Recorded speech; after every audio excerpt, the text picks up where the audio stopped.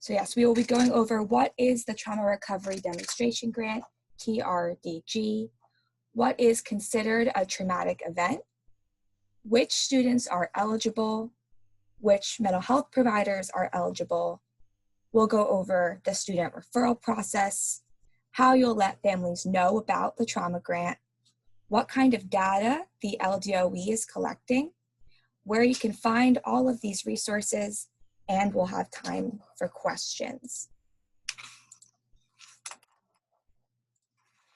What is the Trauma Recovery Demonstration Grant? The Louisiana Department of Education was awarded a $7.5 million 5-year federal grant by the U.S. Department of Education to expand and deliver mental health services to students who are economically disadvantaged, academically struggling, and have experienced trauma. The grant funds will expire September 30th of 2024. The purpose of the grant program is to enable preschool, elementary, or secondary students from an economically disadvantaged family who have experienced trauma and subsequently demonstrate academic, behavioral, attendance, or other issues at school to access trauma-specific treatment. Trauma-specific mental health services for eligible students will be provided at no cost to the student's family.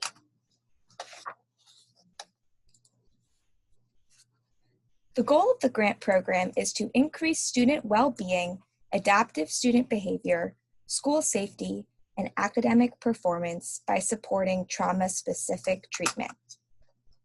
The Trauma Recovery Grant is a resource for school systems. Any eligible student enrolled in a Louisiana public, charter, or private school can request to be serviced under the Trauma Grant.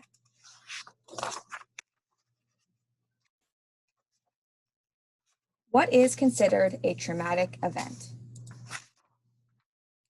Traumatic incidents may be those that occur either within or outside a school environment.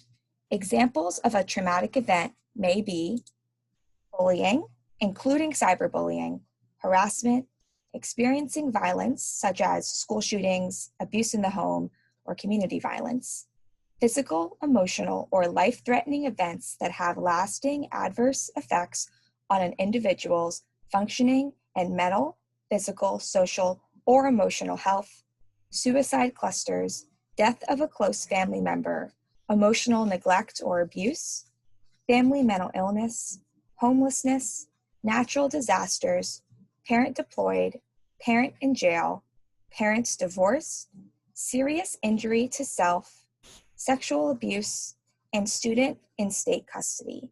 This list is a representation, but not inclusive of all events that may be considered traumatic. So which students are eligible? Eligible students are any preschool, elementary, or secondary student enrolled in a Louisiana public, charter, or private school who meets the following 3 criteria.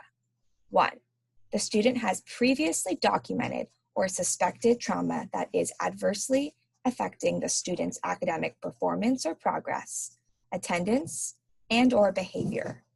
2, the student is identified as economically disadvantaged. And 3, the student cannot access public or commercial health insurance programs because services through such programs are either unavailable, insufficient, or unaffordable. Now we'll go over economically disadvantaged criteria. A student is considered economically disadvantaged if the student meets one or more of the following characteristics. The student is eligible for reduced price meals based on the latest available data. The family is eligible for Louisiana's Food Assistance Program for low-income families. The family is eligible for Louisiana's Disaster Food Assistance Program. The family is eligible for Louisiana's Program for Assistance to Needy Families with Children to assist parents in becoming self-sufficient. The family is eligible for Louisiana's healthcare program for families and individuals with limited financial resources. The student is an English language learner.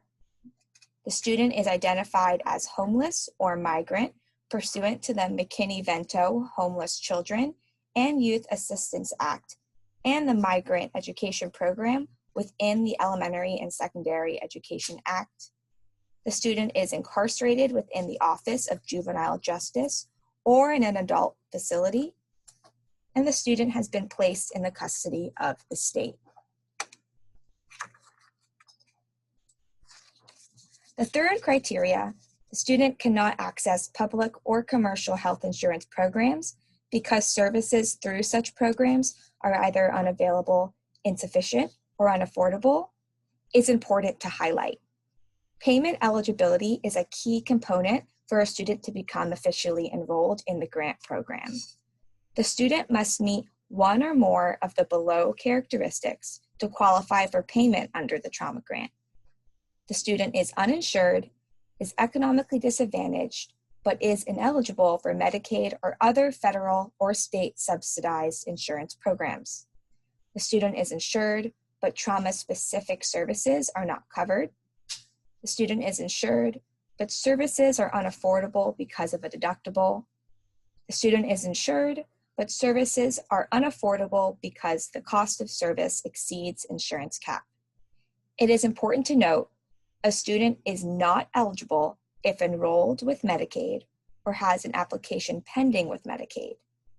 The LDOE is currently discussing with the Department of Education about the possibility of adding unaffordable copays to the eligibility criteria. When we get an answer on this, all documents will be updated and school systems and stakeholders will be informed. Which mental health providers are eligible? Providers eligible for reimbursement under the terms of this grant must be state licensed mental health providers, such as a licensed professional counselor or a licensed marriage and family therapist, and they must provide secular, neutral, non-ideological services that are non-medical in nature and meet reasonable standards for evidence-based, best practices, promising practices, and/or evidence-informed trauma-specific treatment.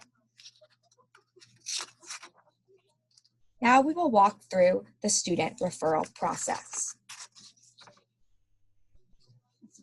Referrals for services can come from many different avenues. There is no wrong door. A parent may request services on behalf of their student. The student may be referred by a staff member at their school. The student may be referred by a member of a school's school building level committee. The student may be referred by a member of a school's well-being leadership team. The student may receive a referral from a member of a school's trauma response team. The student may receive a referral through the Department of Children and Family Services, or a service provider may identify a student who meets eligibility criteria and is in need of services. This is our school-based referral pathway. I'm going to walk through it over the next few minutes.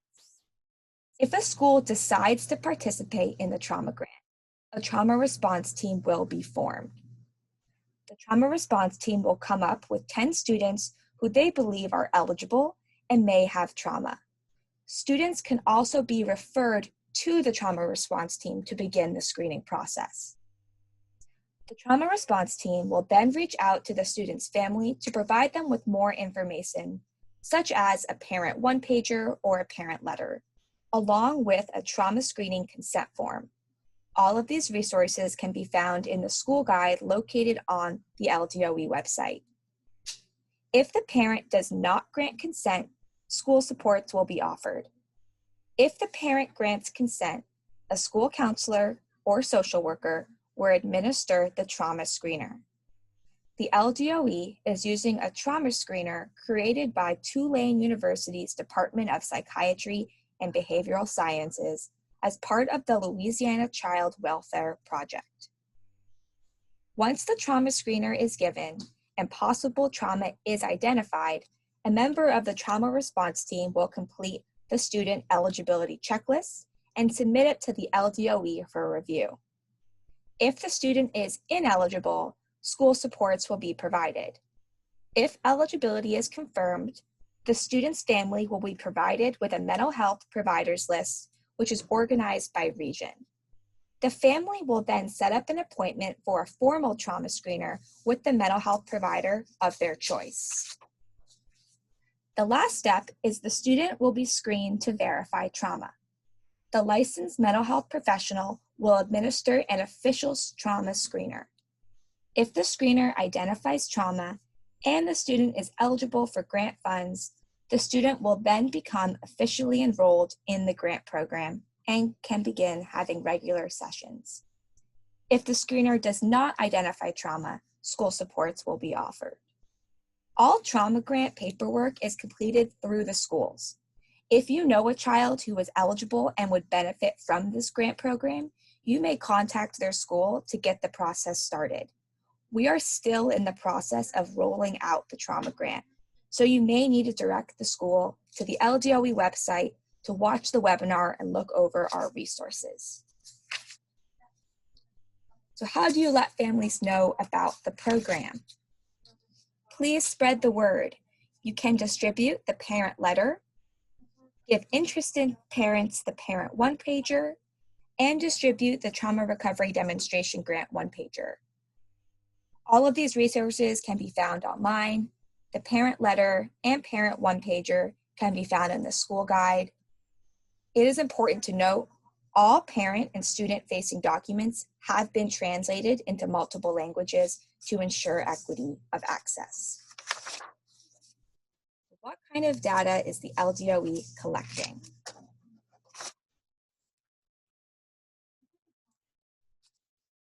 There are several reporting measures we will be collecting.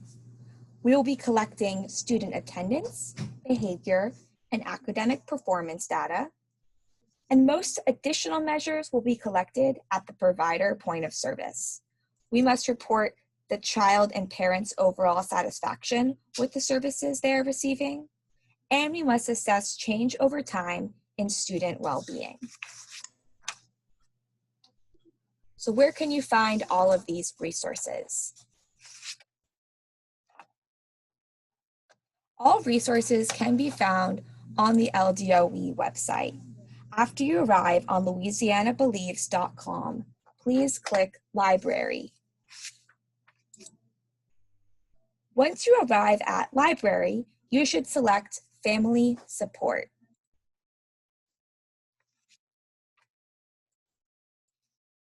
Once you arrive at Family Support, you should scroll down to the very bottom where you will see Trauma Recovery Demonstration Grant. Under that tab will be all necessary files. As you can see, there is the one-pager, there is a provider guide, the translations for parents and students. We have a school guide with it and all of the translations, as well as 2 recorded webinars. Now I'm going to open up the floor to questions. Feel free to chat me a question, or you can unmute yourself.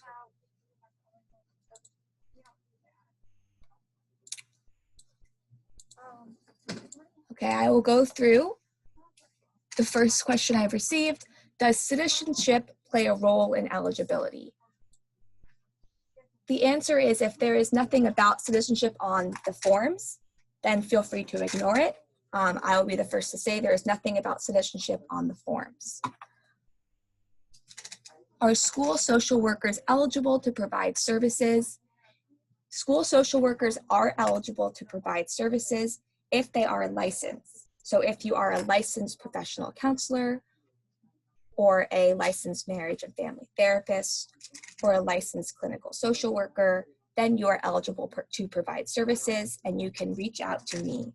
My contact information will be shared at the end of the presentation. If your school has more than 10 students, that is okay. That was our starting point for schools to get the grant rolling. The webinar will be posted to the resource page along with this deck. And As of now, no one who is on Medicaid is eligible for this grant. There is no application that must be submitted on your end. It all comes from the school. So if you know a student who you think is eligible, my advice to you is to reach out to that school,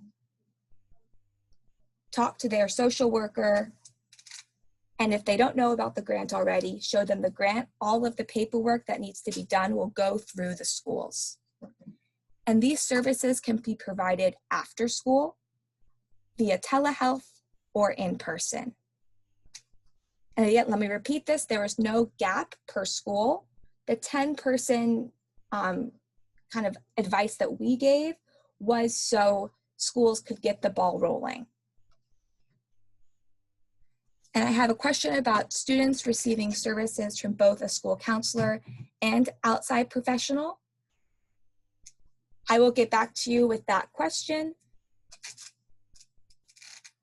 And yeah, so this is not a grant. Again, I've just got a lot of questions about applying. This is not a grant that you apply for. This is a grant that if a student is eligible, they can apply for services through their school. So in that school guide is a checklist and forms that the school and family will fill out, and then they will see if they are eligible for grant funds. And school-based clinicians who are licensed will be reimbursed through the grant personally, not through their school system. Those are all the questions I have received. Oh, one last question. If a student has Medicaid, but their provider does not provide trauma-specific services, are they eligible? No.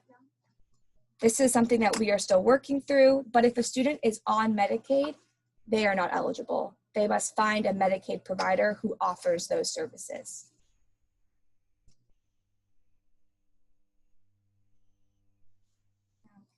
And this has been messaged. I have a question. Oh, yes. No worries. So, if you said that school mental health professionals could be considered as people who provide these services after hours, is that correct? Yes. But I'm asking the question of, would it be different students? Because I just think that could be a potential conflict if they're being, paid to do something after hours for students, at their same school. So would it be, that they would only be assigned students at another school, or what are any thoughts about that? So how this grant works is it's mostly focused on parent choice. So you would be put on our providers list and a family could select you. What that looks like is if it's a student at your school who you already know and it's after hours and they are eligible for grant funds and that family chooses to see you, that is their choice.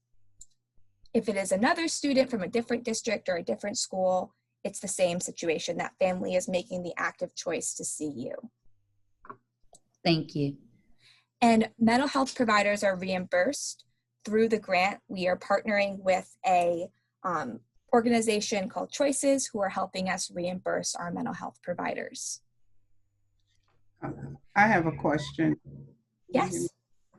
So, did you speak about how would a social worker, licensed person, how do you get on this list? So I will provide my contact information at the end of the session, and you are more than welcome to reach out to me and I can help you enroll in the program. And I will right now put my contact information there so everyone has it. And I saw a question of who do you anticipate to benefit from this? This is something that we as a team have been working through. For now, I am thinking of the underinsured students as well as our undocumented population. Until we get this grant rolled out, we won't know more. There could be a whole bunch of students who we don't realize are lacking the services and the ability to access them. And I have a question, will each provider be personally licensed or working under another person's license? For this grant, you must be personally licensed. There are no provisional licenses allowed.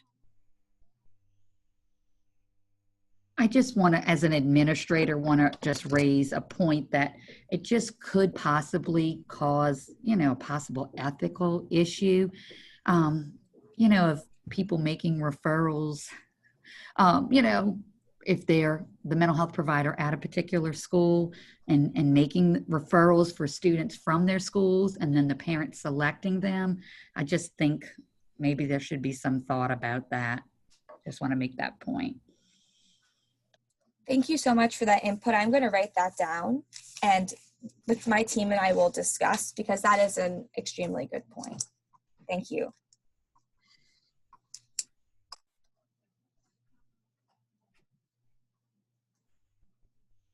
Are there any other questions?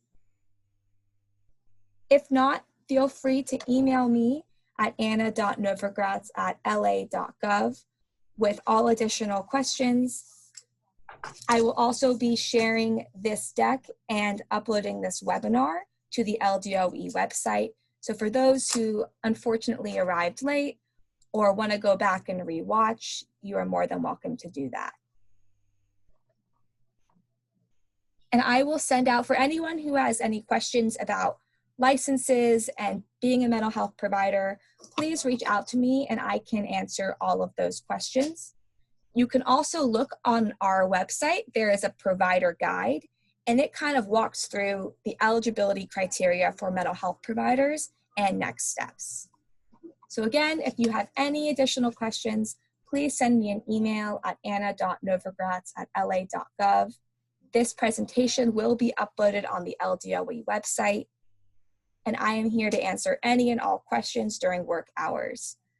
Thank you so much for attending, and we hope that y'all learned a lot and that you will bring this into your communities to help spread the word about the trauma grant. I hope you have a great day and enjoy the rest of your week. Thank you. Thank you.